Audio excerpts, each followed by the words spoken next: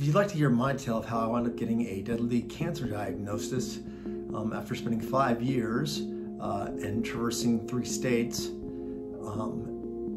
all because of some Tennessee healthcare laws that need changing, and why I think you should vote for Dr. Jane George, then please watch this video.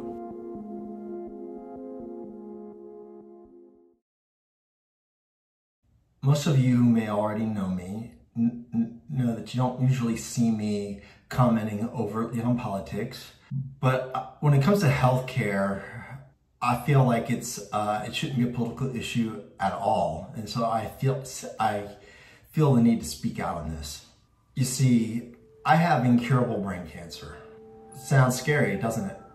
Well, it is and it isn't. What I have is known as an astrocytoma. It's a junior version of a glioblastoma multiforme, or GBM, and it's what killed both Ted Kennedy and John McCain. So obviously it's something that doesn't care about politics. It also doesn't care about your age. Don't let my gray hair fool ya. It's a courtesy of cancer treatment. I'm only 48, which is, I know isn't young, but it's certainly not old enough to be quite this gray. Cancer doesn't care about other things like economic status, doesn't care about your skin color. It doesn't care if you have 2 small children like I do, or 6 and 4. It doesn't care if you have an amazingly caring wife like I do. I know I don't look that sick, but trust me, if you spend some time with me after about 10 minutes or so, it becomes kind of obvious that something's up. There's a lot of us with invisible, life-threatening diseases, many that don't even know it yet. My cancer is in my brainstem and my cerebellum, and after 2 brain surgeries, I'm no longer operable. Anything that can be removed has been removed. Everything else that's left is in areas that control things like my breathing and heartbeat, so it's kind of a non-starter, just too risky. I've been through tons of radiation and chemotherapy, both of which may have actually led to my tumor growing more and actually leading to me being briefly upgraded to GBM, the GBM that I mentioned earlier that killed both McCain and Kennedy. My primary treatment option at the moment is a drug called Avastin. It's not going to cure me, it's just going to hold any tumor growth at bay. And if I didn't have it, the tumor probably would grow and kill me. It's intravenously drip injected every 3 weeks. I will theoretically repeat the ritual of visiting the cancer center for the rest of my life, however long that might be. And along with that comes regularly scheduled MRIs, which are, for those of you who aren't familiar, MRIs are brain scans. I mean, these are other parts of the body, but in my case, they scan my brain. I've come to know a ton about those who administer my treatment. It's actually one of the more pleasant parts of this whole experience. But believe me when I tell you, you don't want to know your nurse's children's name or what the score was from a Little League game the previous weekend. So, with this dire diagnosis, why am I talking to you now, and what does that have to do with Dr. Jane George? Well, I'll tell you, I've lived past 2 expiration dates, basically time frames I was expected to die. I believe the key to my survival has been a hope in the future for me, for my family, for all of us, really. Dr. Jane George is exactly the kind of candidate that inspires that type of hope in me. Not just inspires the hope, but I actually believe she can make it a reality. I've sat and spoken with dozens of other cancer patients of all varieties and spoken to them about issues like these. Many of them are former GOP voters.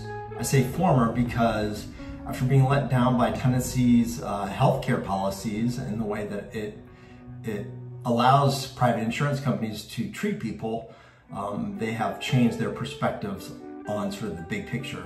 Whether it's inaccessibility to proper insurance or proper medical facilities because they live in a rural area, which trust me is a big issue. Dr. Jane George understands these issues. She's dealt with them firsthand. Speaking of which, remember earlier when I said that I was briefly upgraded to a GBM status? The reason I lost what you might call the world's worst upgrade is because I was very fortunate, actually. I was in a position where I could financially go and have the transportation to actually go to another state to have my case reviewed. I found a brain tumor facility that specializes only in brain tumors. There's actually no neuro-oncologists in Knoxville, where I live. Neuro-oncologists are essentially brain doctors, or brain cancer doctors, I should say, brain tumor doctors.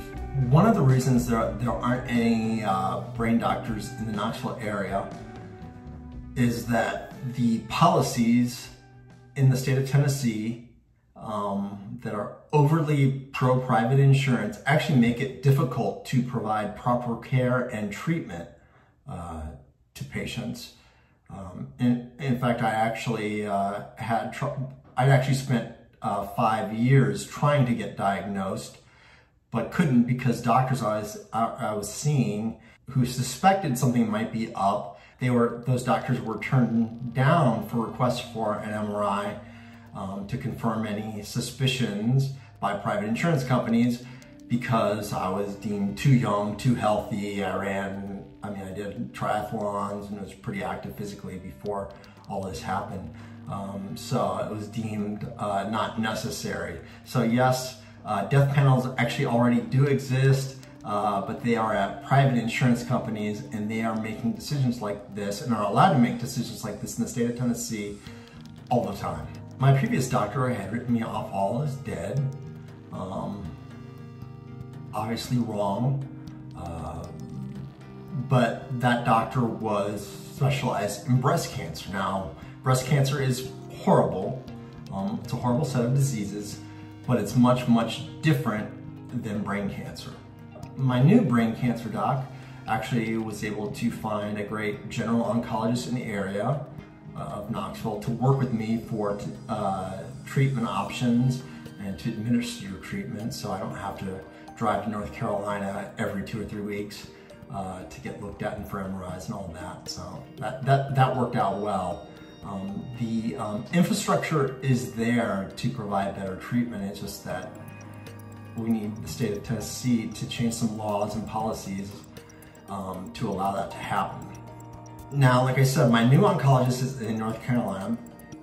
But she's actually from East Tennessee originally, and has expressed to me several times how she would like to come back to Tennessee. And she's legit. She's got some pretty hardcore credentials to her name, so she would be a great asset to the state of Tennessee. But like I said, Tennessee is not a great place for neuro-oncologists to practice because they get shut down for basic requests all the time. Now, putting together this multi-state team, so far I've mentioned 2 states, but there's actually 3 states involved, has not been an easy task. Coordinating appointments and treatment options and making sure everybody's on the same page isn't easy. It might be a lot more than you might suspect.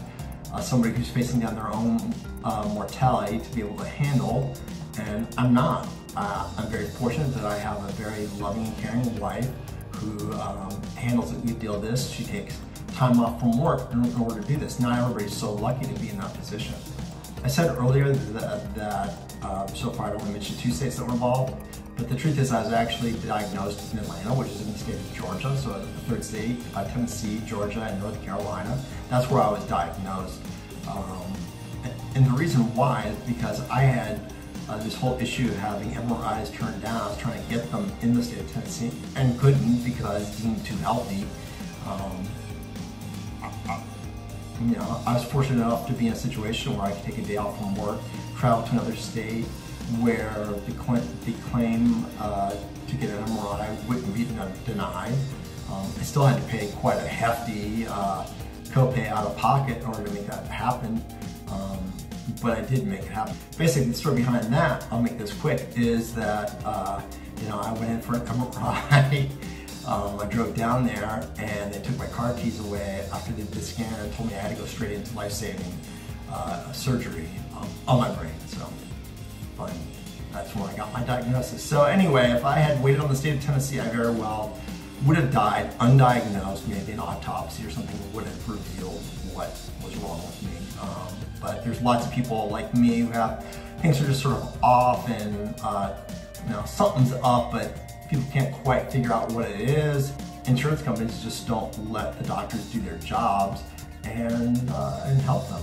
This is all avoidable if Tennessee just joined in 37 other states that participate in the Medicaid expansion fund that Tennesseans are actually already paying for.